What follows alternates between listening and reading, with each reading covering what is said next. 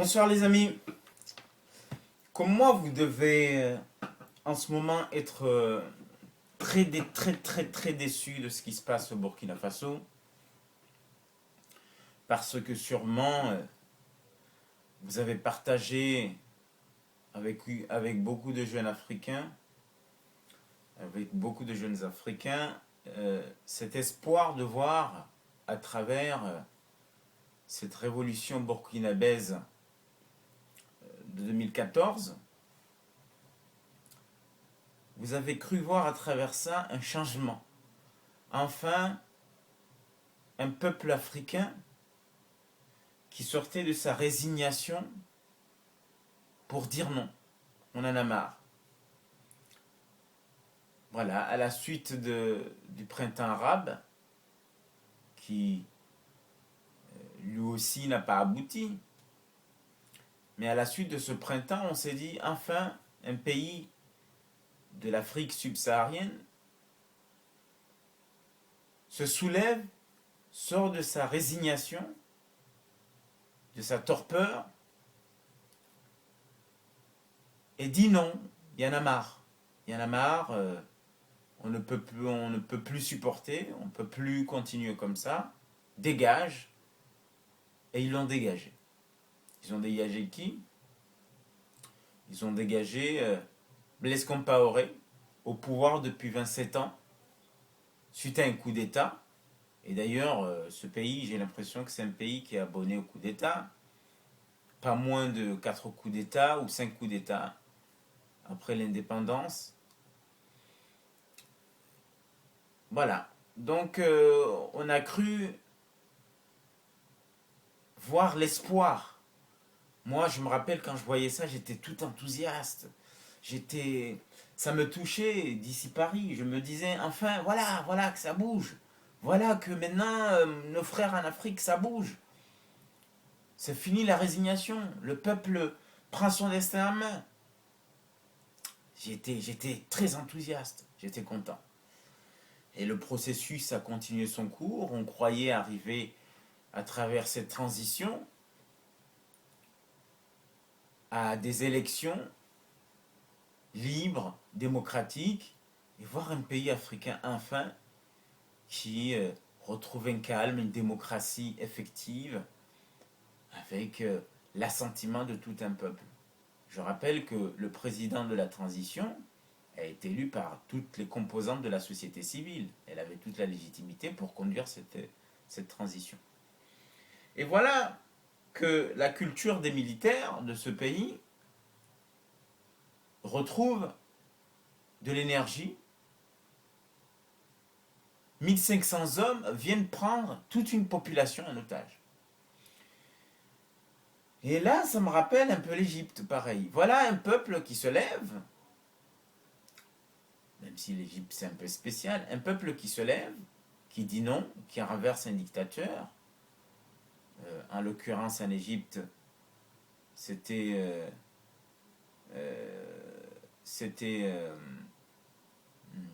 j'ai oublié son nom d'ailleurs. Donc voilà, il renverse un dictateur qui est là au pouvoir depuis des années, qui a soumis le pays comment dire, à une misère, à une corruption, à une dictature, un régime liberticide. Et voilà le peuple égyptien qui se lève et qui se lève et qui le renverse. Il s'en est suivi des élections, d'ailleurs, qui ont été gagnées par les islamistes. D'ailleurs, j'ai jamais compris ces peuples maghrébins. À chaque fois qu'ils font des révolutions, ils envoient au pouvoir des islamistes. Hein, on a vu ça en Algérie. Dès qu'il y a eu la liberté de pouvoir se représenter, on a voté des islamistes. Voilà. Hein, dans les années 90, on sait ce qui s'est passé. Hein, ils allaient élire des islamistes. On a vu à Gaza, ils ont élu des islamistes. Hein, le Hamas. Et voilà qu'on voit en Égypte et en Tunisie, ils ont élu des islamistes. Et Nahda, et là en Égypte, les frères musulmans. Mais au moins, c'est le résultat d'une démocratie. En Égypte, on a volé les élections aux islamistes, hein, parce que même si moi je suis contre les islamistes, hein, les frères musulmans, j'aimerais pas vivre dans un pays où ce sont les frères musulmans qui gouvernent. Mais force est de constater que c'est les islamistes qui ont gagné les élections. Hein? Après avoir chassé des militaires, parce que là-bas il y a une culture des militaires aussi, comme au Burkina Faso. Parce que Hosni Moubarak, voilà, le nom m'échappait. Hosni Moubarak, c'est un ancien militaire. Avant lui, il y a, il y a eu d'autres militaires. Hein? Euh, je pense que Gamal Abdel Nasser, c'était un militaire. Donc, il y a aussi là-bas une culture militaire. Donc, il chasse un militaire, dictateur, qui est resté au pays, qui voulait passer le pouvoir à ses enfants, à ses fils. Il le chasse. Élection libre. Les islamistes gagnent. Ce que je ne comprends pas pourquoi à chaque fois qu'ils ont, ils ont la liberté de voter, ils élisent des islamistes. Bon. Les islamistes gagnent. Mais, soi-disant pour ramener l'ordre, on vient chasser un président qui a été élu démocratiquement, hein, Mohamed Morsi, qui est condamné aujourd'hui à mort. Qui est condamné à mort aujourd'hui. Voilà. Et il a fusillé tout le monde, ce nouveau président. Il a fusillé tous les islamistes. Il a tué comme ça. On n'a même pas entendu un son de la communauté internationale. Hein? On a bafoué un processus électoral. Et voilà, on reprend les mêmes, on recommence soi-disant pour remettre l'ordre. Quel ordre, à quel prix? On bafoue les élections librement gagnées. On tue des gens, même si je suis contre leurs convictions idéologiques, mais c'est eux qui avaient gagné. Ils ont le droit d'avoir des convictions idéologiques islamistes. C'est leur droit. Mais c'est eux qui ont gagné. C'est comme le Hamas. On ne veut pas reconnaître le pouvoir du Hamas. Mais le Hamas a gagné les élections à Gaza. Et Nahda avait gagné les élections. Là-bas, ça a continué. Maintenant, c'est après cette transition qu'ils ont gagné. Ils ont constitué, ils ont fait la constituante. Ils ont rédigé une constitution avec une majorité islamiste. Mais à la fin, voilà, il y a eu une alternance. Maintenant, c'est plus les islamistes qui sont au pouvoir. Donc, mais là-bas, il aurait fallu attendre que Mohamed Morsi finisse son mandat pour le remplacer. Non. On reprend les mêmes militaires, ils recommencent, ils tuent des gens et ils reprennent le pouvoir. Donc, une révolution pour rien du tout. On a fait une révolution pour reprendre les mêmes militaires et les mettre au pouvoir. Tout ça pour rien, en fait. Et voilà que ça se répète au Burkina Faso. En fait, en Afrique, on a l'impression qu'on ne peut pas s'en sortir.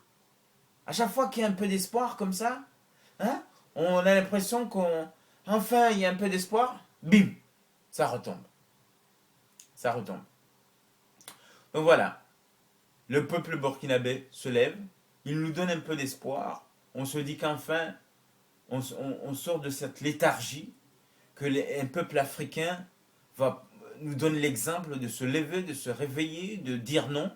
Il chasse ce tyran qui est Blaise Compaoré, hein, lui-même venu des militaires, hein, un ancien militaire, putschiste, hein, ils le chassent, ils entament une transition acceptée par toute la population, par tout le monde, mais voilà qu'on vient que des militaires viennent encore recommencer la même chose avec un putsch et on reprend les mêmes et on recommence.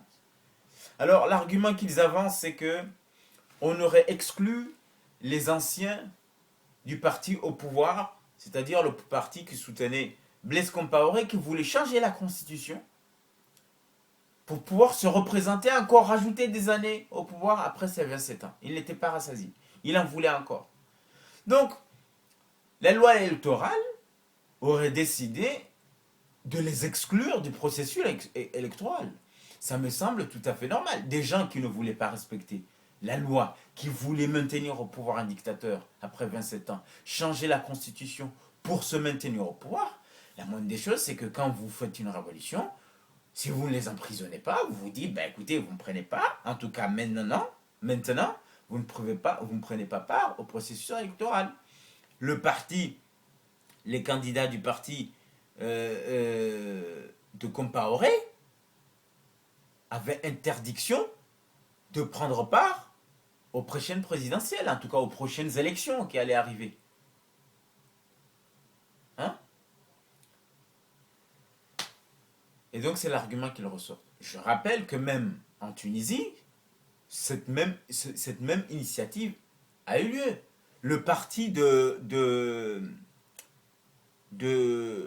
Ben Ali, c'était quoi déjà le parti de Ben Ali à l'époque?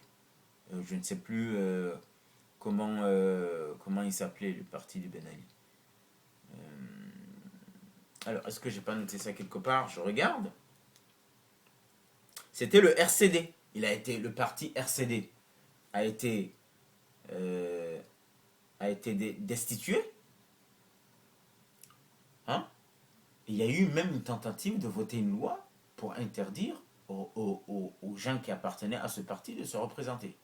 Donc je n'ai pas tous les éléments. Il me semble qu'au départ, il avait échoué. Mais en tout cas, cette tentative a eu lieu de... Déjà, le parti a été destitué. Et ensuite, on voulait leur interdire de se présenter aux élections. Ça me semble tout à fait normal. Hein? Et c'est ce que semblait vouloir faire le gouvernement de transition au Burkina Faso. Et voilà qu'on a ces arguments qui ne représentent rien du tout. Hein? Hein? Les mêmes que Dadis Camara, Capitaine Sonogo, tous ces militaires qui n'ont rien dans la tête, hein? Qui n'ont rien dans la tête, et qui viennent interrompre tout un espoir. Hein? 1500 hommes, c'est l'ancienne garde présidentielle de l'ancien putschiste. Visiblement, ils agissent sous ses ordres en Côte d'Ivoire. Et d'ailleurs, je ne comprends pas pourquoi la Côte d'Ivoire l'héberge là-bas. Ils devraient le laisser aller. Ils auraient dû l'extrader au Burkina Faso pour qu'il soit jugé. Je ne comprends pas. Je ne comprends pas cette hospitalité d'ailleurs. Je ne comprends pas. Je ne comprends pas. Il faut s'interroger là-dessus. Et voilà que cette garde, qui agit sûrement sous les ordres de son chef, 1500 hommes qui prennent en otage toute une population et qui interrompent un processus, un espoir de toute une population, de tout un continent. Mais je m'interroge comment ils vont tenir dans la distance, à long terme, avec tout un pays qui est contre eux, toute une communauté africaine qui est contre eux, toute une communauté internationale, soi-disant, contre eux. Je ne sais pas comment ils vont tenir. J'apporte ici mon humble soutien au peuple burkinabé. Je leur dis, tenez bon, parce que toute l'Afrique est derrière vous, toute la jeunesse africaine est derrière vous. Et on compte sur vous pour ne pas vous laisser faire. Ne surtout pas négocier avec ces gens-là. J'ai vu Macky Sall, le président sénégalais, être reçu aujourd'hui là-bas, soi-disant pour trouver une solution. Moi, je pense qu'il ne faut même pas trouver une solution avec ces gens-là. Il faut juste demander, exiger qu'ils partent. Il n'y a pas à négocier avec ces gens-là. Voilà, tout mon soutien au peuple burkinabé. Et je leur dis, le peuple vaincra. Bonne soirée, salut.